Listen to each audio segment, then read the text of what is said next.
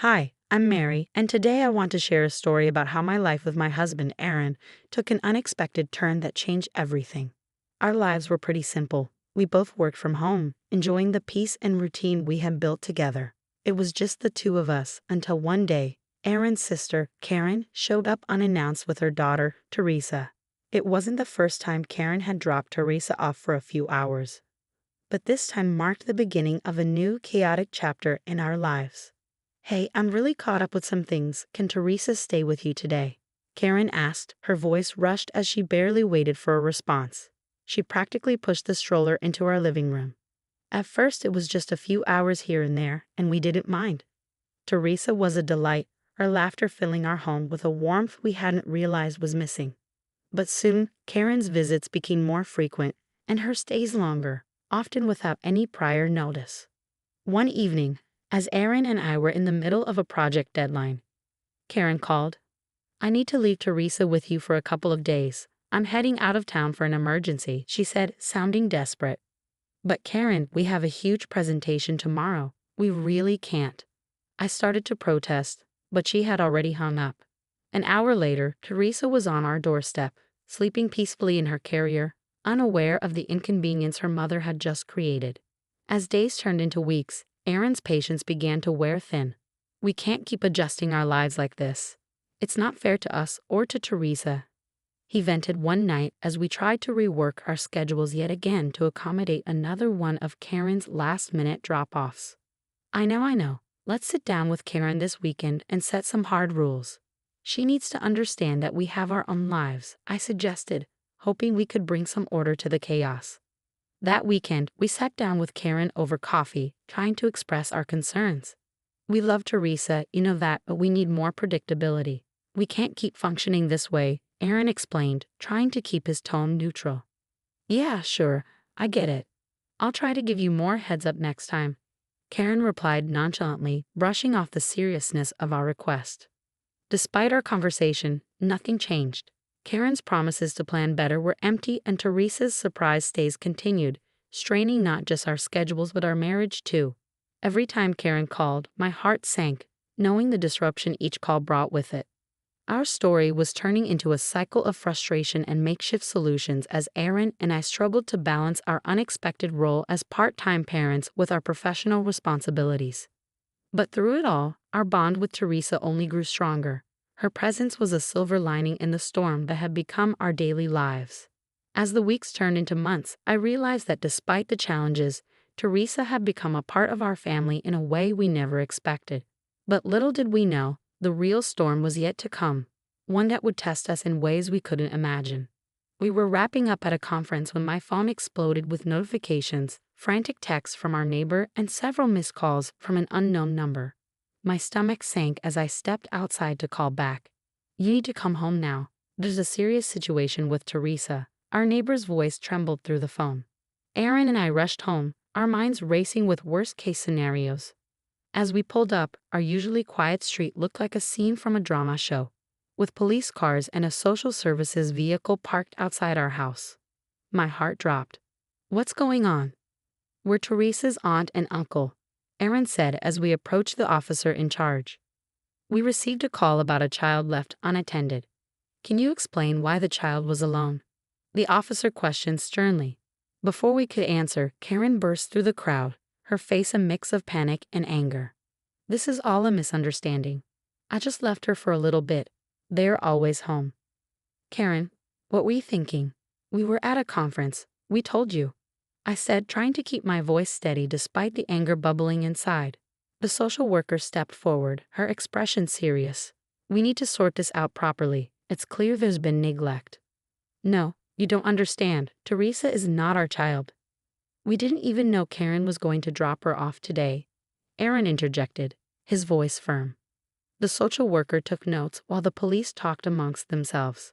Karen stood there, shifting from foot to foot, her usual defiance replaced with a nervous twitch. "Look, we take care of Teresa a lot, but there was no arrangement for today. Karen knows we have professional commitments," I explained, hoping to shed some light on the chaos. The officer nodded. "We'll need to verify all these details. For now, we need to ensure Teresa is safe."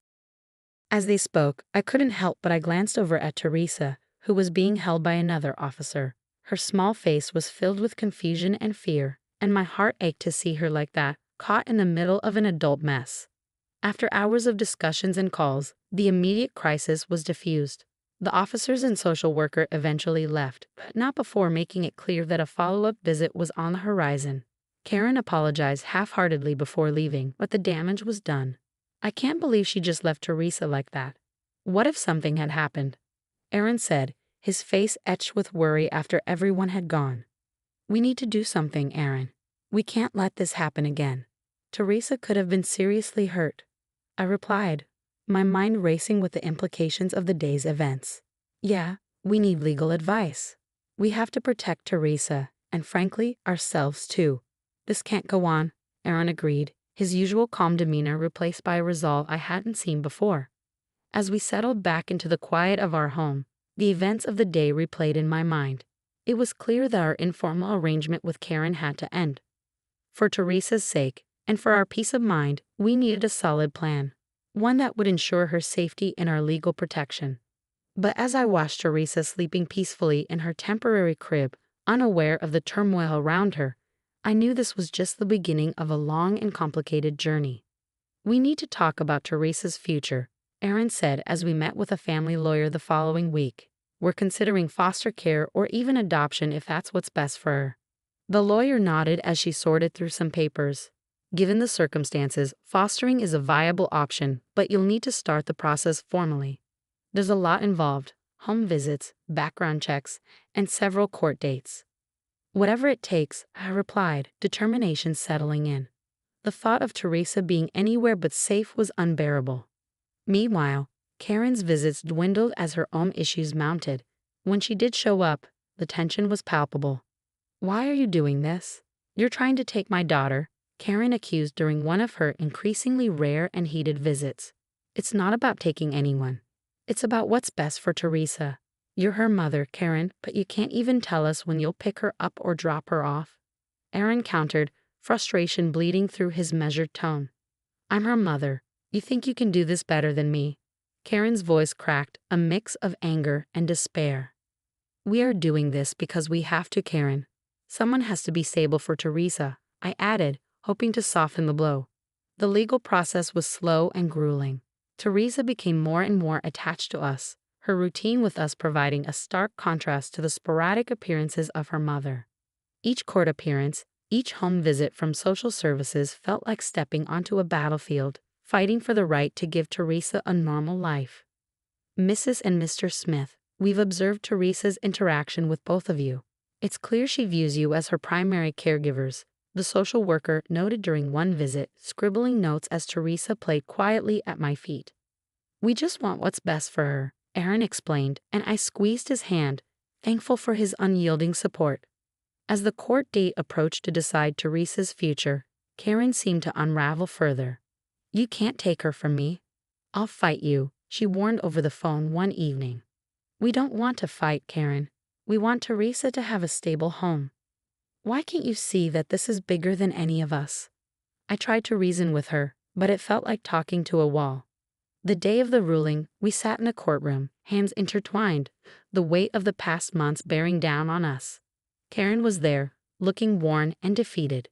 The court has decided to grant temporary custody to Mary and Aaron Smith, with the possibility of moving towards adoption if conditions do not improve for the biological mother, the judge finally declared. Relief washed over me, tinged with sadness for Karen. As we walked out of the courthouse, Karen approached us. Take good care of her, that's all I asked, she said, her voice soft and resigned. We will, Karen. We promise, Aaron replied, compassion in his voice. As we drove home, the sun was setting in a brilliant display of oranges and reds. I looked at Teresa in the rearview mirror, her eyes sleepy but content. The road ahead would be long and perhaps never easy, but as long as Teresa was with us, it felt right. Her laughter filled the car, a sound now as essential as air, and in that moment I knew we had made the right decision, no matter how hard it had been to get there. Let's get this room fixed up for Teresa. She deserves a space of her own, Aaron said as we surveyed the guest room, now destined to become Teresa's nursery. Paint samples and fabric swatches were spread out on the floor, a kaleidoscope of potential. I think she'd love this sunshine yellow. It's bright and happy, just like her, I suggested, holding up a swatch. Aaron nodded, and we set to work transforming the room into a haven for Teresa, assembling furniture and decorating the walls with cheerful decals. As we worked, our conversations often drifted to Karen and how we could facilitate a healthy relationship between her and Teresa. It's important for Teresa to know her mother, no matter what's happened, I mused, smoothing down a decal. Absolutely. I'll reach out to the social worker and set up a schedule for supervised visits. We need to ensure it's structured and safe. Aaron agreed, his voice firm but thoughtful. The first supervised visit was set for the following week at a local park. Karen arrived looking nervous but hopeful. Teresa ran toward her, a small giggle escaping as she flew into her mother's arms. "It's good to see you, Teresa," Karen whispered, hugging her tightly. "I've missed you so much." "We've set up some ground rules, Karen. It's important that these visits are positive for Teresa," I said, watching them closely. "I understand. I don't want to cause any more trouble. I just want to be part of her life, even if it's like this," Karen replied, her eyes not meeting mine. As they played, Aaron and I discussed our approach moving forward. We should keep these visits regular but always supervised. Maybe over time, we can revisit the terms. Agreed, but for now, we need to keep control, I said, watching Aaron's gaze linger on Teresa and Karen, who were now laughing together. "Let's just see how these visits go. We can adjust as needed," Aaron responded thoughtfully. Over the next few months, the visits became a routine part of our lives. Karen seemed to stabilize somewhat, her interactions with Teresa growing more natural, yet the shadow of past events lingered as a reminder of the boundaries we had set. During one visit, Karen appeared more upbeat than usual. "I've been taking some classes and I'm trying to get a better job. I want to be someone Teresa can be proud of," she shared during a quiet moment. "That's great to hear, Karen. It's good for Teresa to see you working to improve things," I acknowledged, feeling a cautious optimism. As the year progressed, Aaron and I revisited the arrangement. "Do you think we should start allowing Karen a little more leeway with the visits?" I asked one evening, considering Karen's progress. "Maybe," Aaron replied, always cautious. "Let's discuss it with a social worker and see what she thinks. Karen has been doing well, and it might be time to test slightly relaxed conditions." With each step, whether painting a nursery or navigating the complexities of supervised visits, Aaron and I found our rhythm in this new life. Despite the challenges, or perhaps because of them, our family felt stronger, more resilient. Teresa's laughter had become the heart of our home, and every decision, every effort was made to nurture that sound. As we moved forward, cautious yet hopeful, I knew that no matter the complexities of the past, our future was something we could shape into something beautiful, for Teresa and for us.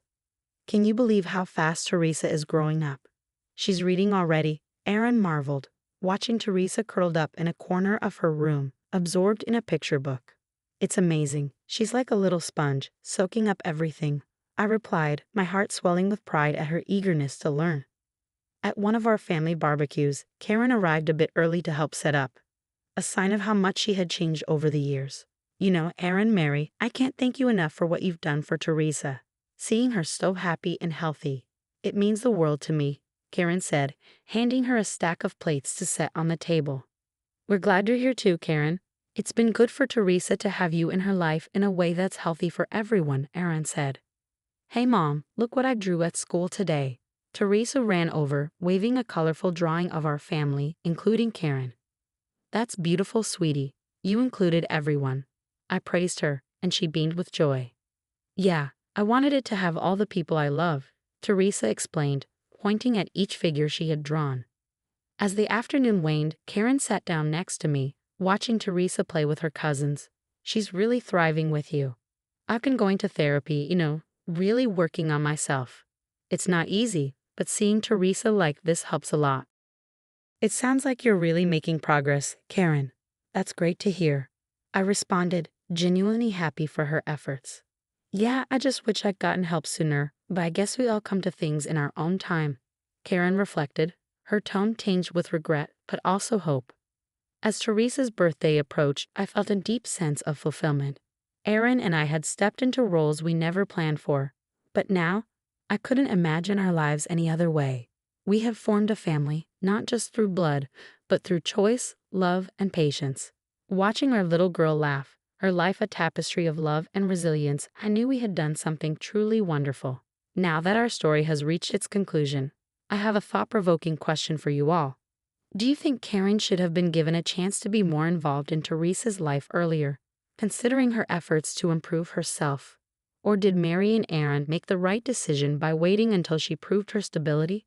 This touches on themes of redemption and trust, and I'm eager to hear your thoughts in the comments below. How would you balance the well-being of a child with the rights of a parent who is trying to turn their life around?